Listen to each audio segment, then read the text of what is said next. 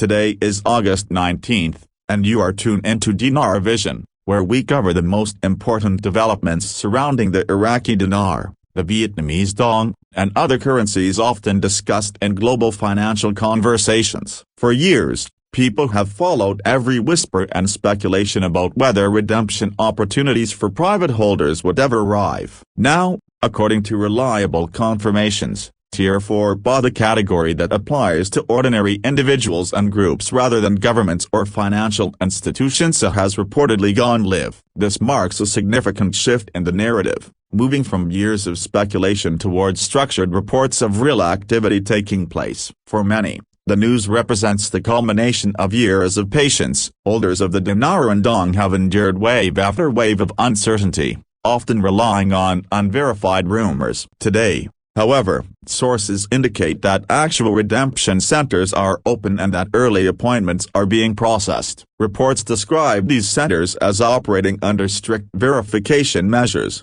handling appointments for individuals who were previously limited to watching developments from the sidelines. What was once considered an unlikely outcome is now being described by insiders as a functioning process that is unfolding in real time. The reports emerging suggest that exchanges are occurring at what are being called peak rate Tesla levels, well above the publicly available market value. While the precise numbers vary depending on the account, the consistent detail across multiple confirmations suggests that this is more than rumor. Participants who have entered redemption facilities have described procedures that include document verification, biometric checks, and advanced note authentication. These accounts have reinforced the perception that the process is no longer theoretical but is instead actively moving forward for Tier 4B participants.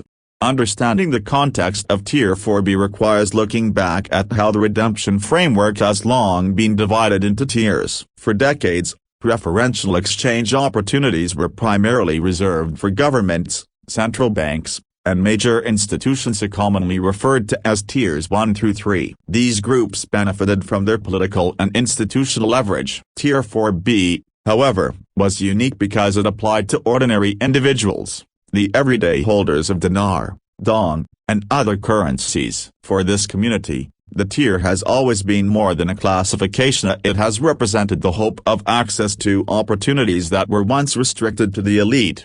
For years, critics doubted that Tier 4B would ever become active. It was easy to dismiss the idea as nothing more than rumor or an unrealistic expectation. Yet reports now suggest that this category has officially opened, with individuals confirming that they have signed non-disclosure agreements and received binding contracts after entering redemption facilities. The symbolism here is significant. Instead of remaining locked out of the process, ordinary holders appear to be participating in an event once thought to be reserved for governments and institutions only.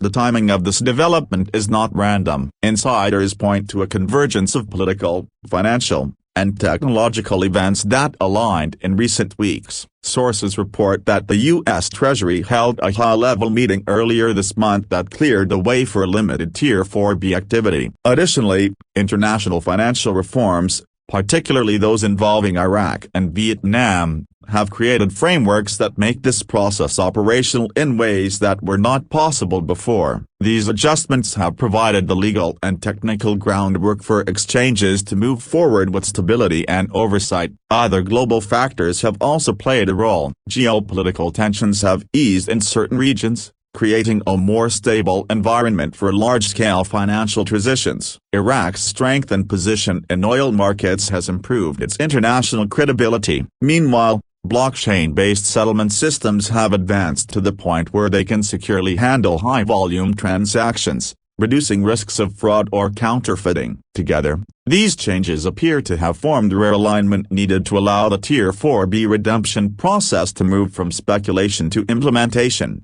The structure of the redemption process, as described by early participants, is highly controlled. Access is not open to the public at large. Individuals are contacted privately through secure communication channels. Once inside, multiple forms of identification are required, including passports and notarized affidavits. Currency notes undergo advanced verification to confirm authenticity before any discussion of rates occurs. These reports describe facilities with strict security protocols, comparable to high-level government or banking institutions, reflecting the seriousness of the process.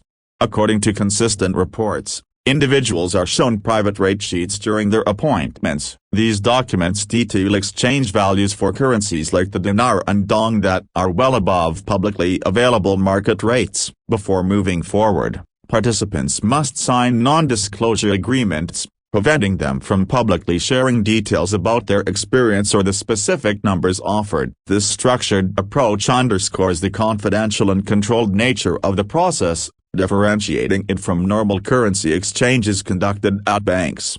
Among the most closely followed details are the rates themselves. Reports suggest that Iraqi Dinar exchanges are being offered as ranges that represent a substantial increase over the long-standing suppressed market rate. Similarly, the Vietnamese Dong is being exchanged at figures that far exceed conventional expectations. For the Zimbabwean currency, the model is said to focus more on long-term projects rather than simple rate exchanges. While exact numbers may vary by contract and conditions, the overall picture painted by these accounts is one of elevated exchange opportunities that are not available through public markets.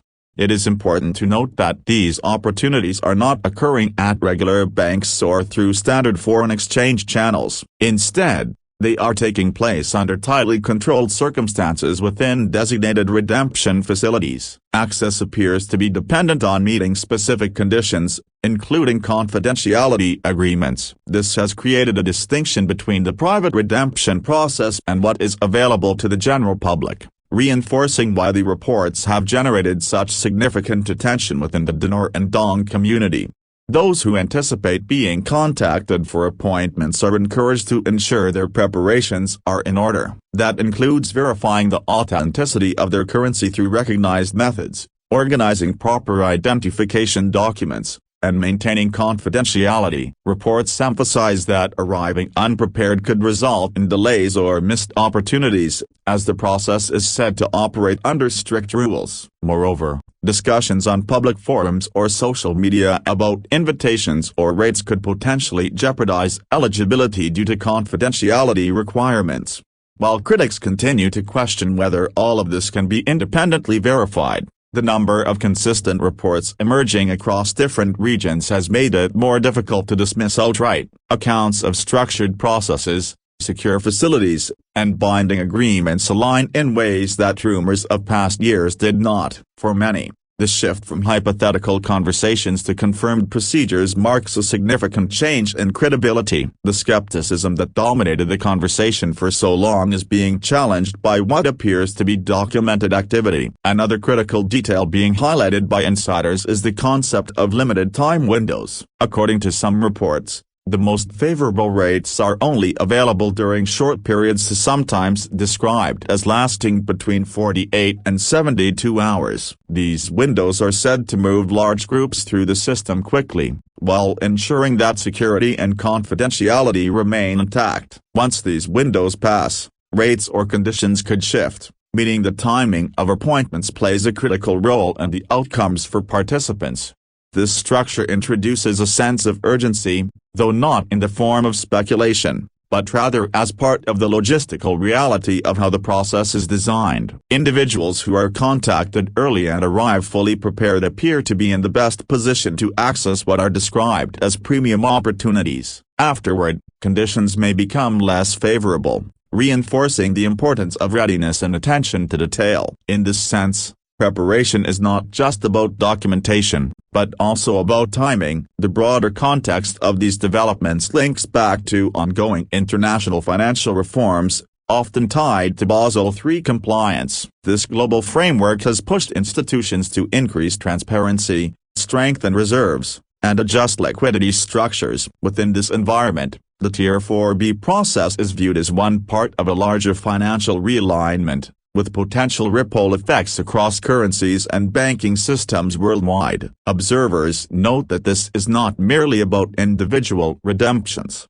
but part of a wider shift in global finance. For ordinary holders, However, the focus is less on global restructuring and more on the immediate implications. Redemption centers represent the point at which years of waiting and speculation are being translated into practical reality. The reports of contracts, confidentiality agreements, and structured exchanges illustrate a process that is no longer just theoretical. Instead, it is something that individuals are now experiencing firsthand, marking a decisive shift in the history of the Dinar and Dong communities.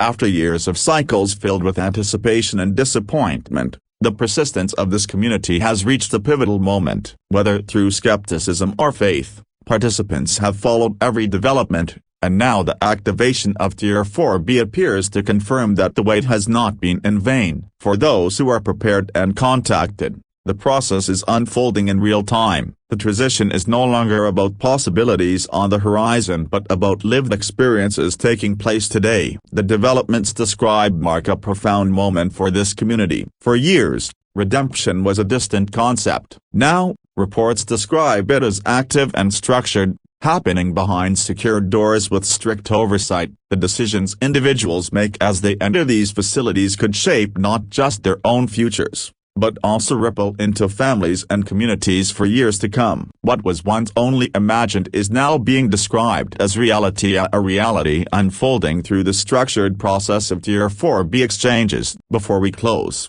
an important reminder: all content shared here on Dinar Vision is for informational and educational purposes only. We are not financial advisors, and nothing presented should ever be taken as financial, legal, tax, or investment advice. Currency-related discussions carry significant risk and uncertainty. Viewers are strongly encouraged to conduct their own research and consult licensed professionals before making any decisions. Our reporting reflects information circulating within the community but does not guarantee accuracy or outcomes. By watching, you acknowledge full responsibility for your own choices.